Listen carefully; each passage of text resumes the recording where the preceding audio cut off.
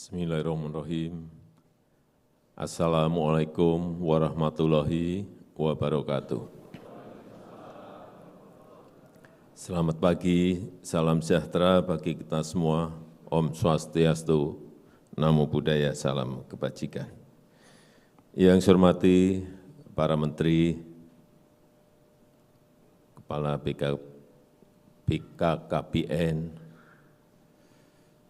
Prof.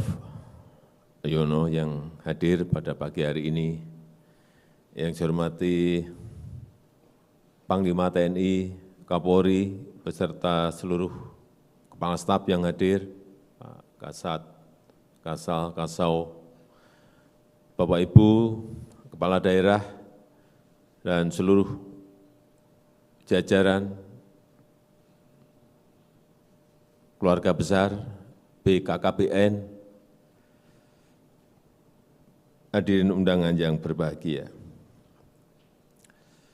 Posisi semua negara saat ini adalah kompetisi, bersaing satu sama lain. Kelihatannya ya, misalnya ada G20, ketemu kelihatannya salaman baik-baik, itu semua saling berkompetisi. Di ASEAN sendiri, kelihatannya kan rangkul-rangkulan, salam-salaman, tapi sebetulnya juga sama, berkompetisi. Saling berebut investasi, saling berebut teknologi, semua negara. Dan kuncinya adalah sumber daya manusia yang berkualitas, SDM unggul, SDM yang berkualitas. Dan tadi Pak Dr. Hasto menyampaikan tugas BKKBN itu adalah yang pertama kualitas keluarga, yang kedua keseimbangan pertumbuhan. Jadi tugas BKKBN tidak mudah. Membangun sebuah keluarga yang berkualitas tidak mudah.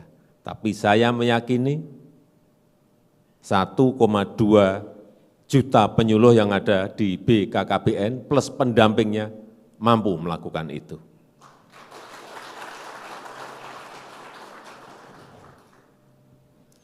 Artinya SDM unggul itu menjadi kunci daya saing bangsa.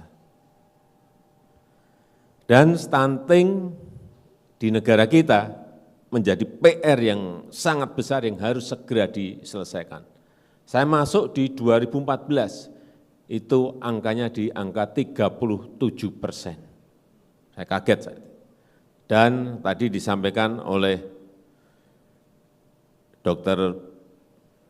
Budi Sadikin, saya kalau manggil Pak Menteri Kesehatan ini Dr. Budi, karena bukan dokter tapi jadi Menteri Kesehatan. Sudah disampaikan oleh Pak Menkes, di 2022 angkanya sudah turun menjadi 21,6%. Ini kerja keras kita semuanya.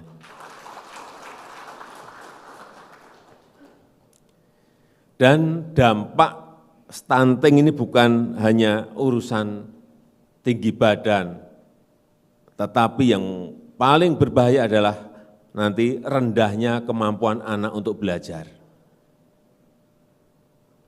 Keterbelakangan mental, dan yang ketiga munculnya penyakit-penyakit kronis yang gampang masuk ke tubuh anak.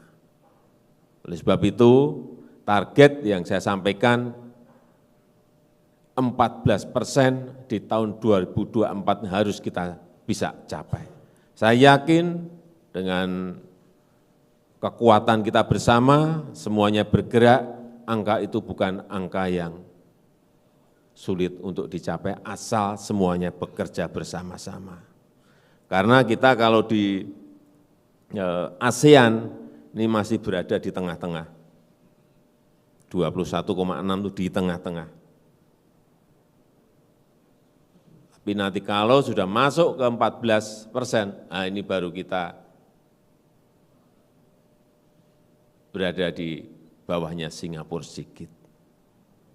Kalau provinsi, tadi sudah disampaikan oleh Menkes, 5 tertinggi yang persentasenya tinggi itu memang di NTT, Sulbar, Aceh, NTB, dan Sultra. Tetapi kalau dihitung secara jumlah, beda lagi. Yang paling banyak adalah Jawa Barat, kemudian Jawa Timur, Jawa Tengah, Sumut, dan Banten. Jumlahnya kita lihat ada semuanya.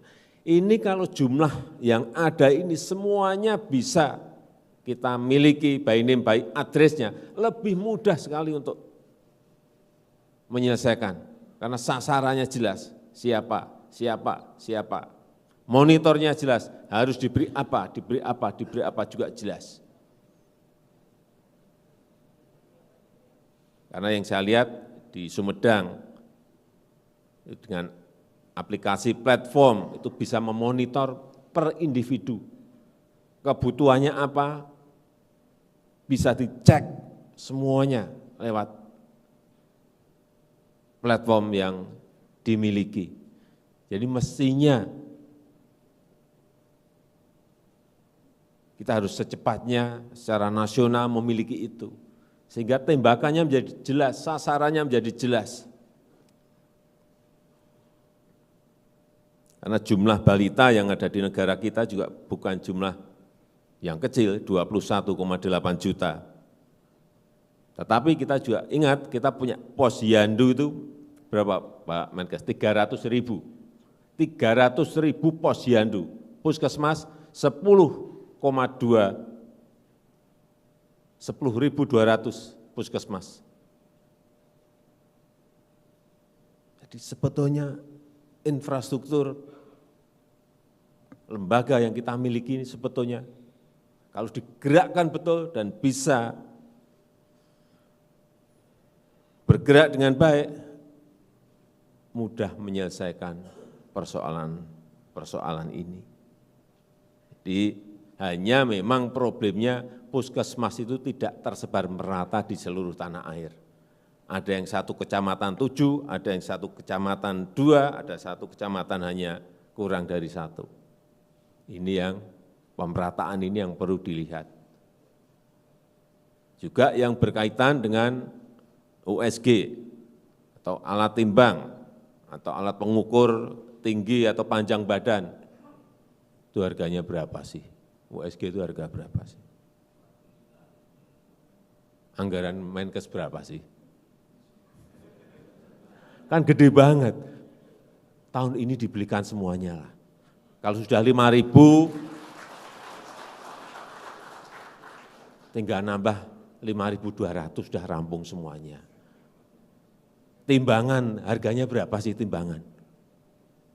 Timbangan digital harganya berapa sih? Kan murah banget. Masa enggak bisa membelikan negara sebesar kita ini? Untuk pengukur panjang badan atau tinggi anak, masa enggak bisa sih setiap posyandu itu ada.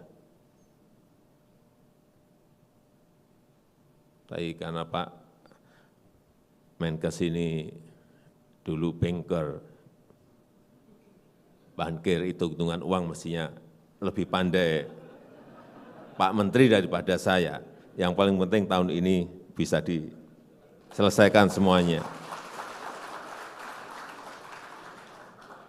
Jadi aspek kesehatan, entah yang namanya anemia, yang namanya air susu ibu, semuanya. Saya enggak akan bicara itu karena Bapak Ibu lebih pandai dari saya. Lingkungan, dari air bersih, dari sanitasi, rumah yang sehat, ini memang kerja terintegrasi, harus terkonsolidasi betul. Sehingga saya tunjuk Kepala BKKBN menjadi koordinator dari kementerian dan lembaga dan pemerintah daerah itu, karena saya melihat BKKBN memiliki SDM sampai ke bawah yang bisa menggerakkan apa yang kita inginkan.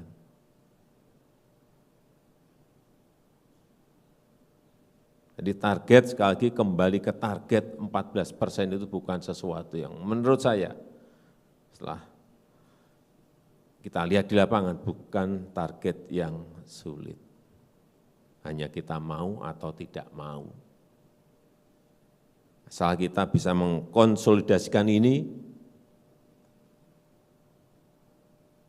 dan jangan sampai keliru. Karena yang lalu-lalu saya lihat di lapangan, dari kementerian masih memberi biskuit pada anak. Cari mudahnya, saya tahu, lelangnya gampang. Kalau telur, ikan kan gampang busuk, gampang rusak telur. Ini mudah, cari mudahnya aja. Jangan dilakukan lagi. Nah, kalau anaknya, bayinya harus diberikan telur, ya telur. Berikan ikan, ya ikan.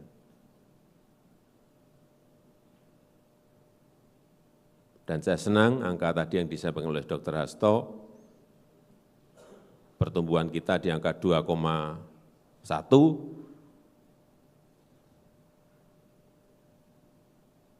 dan yang nikah 2 juta, yang hamil 4,8 juta, artinya di Indonesia tidak ada resesi seks.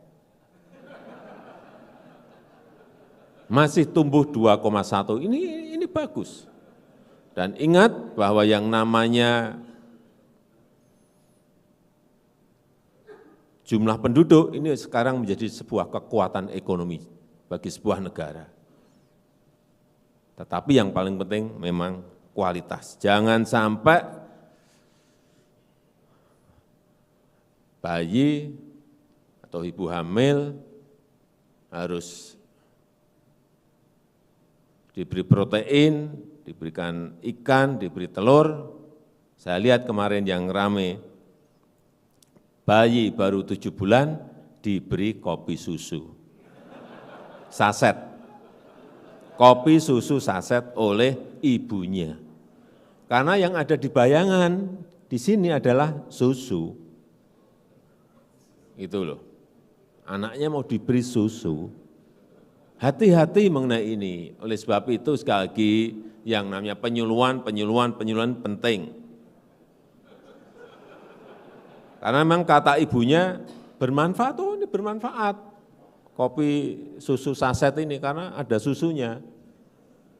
Hati-hati. Bahwa anak ginjal, jantung, lambung itu belum kuat.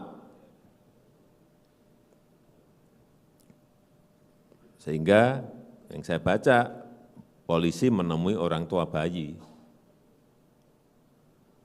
Tapi yang seharusnya yang benar, mestinya kader Posyandu, kader dari BKKBN yang datang ke sana. Bukan karena kecepatan Kapolri mungkin, karena reaksi dari Kapolri cepat, datang lebih daripada kader. Sekali lagi bahwa kualitas keluarga, kualitas SDM itu menjadi kunci bagi negara kita untuk berkompetisi, bersaing dengan negara-negara lain. Dan sinergitas antara kementerian dan lembaga, Pemda, Nakes, TNI, Polri, dan swasta, ini penting sekali. Saya berikan contoh kemarin di Kampar, Kabupaten Kampar. Saya ini selalu di lapangan, jadi cerita-cerita yang baik-baik itu ya dapat, cerita-cerita yang enggak baik itu banyak yang dapat. Di Kampar itu bagus. Dari 32% turun menjadi 7%, karena apa? Yang stunting dititipkan kepada perusahaan-perusahaan. Ada bapak asuhnya. Titip 50, titip 200, titip 300. Akhirnya bisa turun. Drastis. Saya kira daerah lain juga bisa melakukan itu, karena misalnya di Jawa ini kan banyak perusahaan, titipin aja. Mereka biar memiliki tanggung jawab sosial yang tinggi terhadap anak-anak kita. Saya rasa itu yang ingin saya sampaikan dalam kesempatan yang baik ini, dan dengan mengucap Bismillahirrahmanirrahim pada pagi hari ini secara resmi saya buka Rapat Kerja Nasional Program Pembangunan Keluarga kependudukan dan keluarga berencana serta percepatan penurunan stunting tahun 2023. Terima kasih. Wassalamualaikum warahmatullahi wabarakatuh.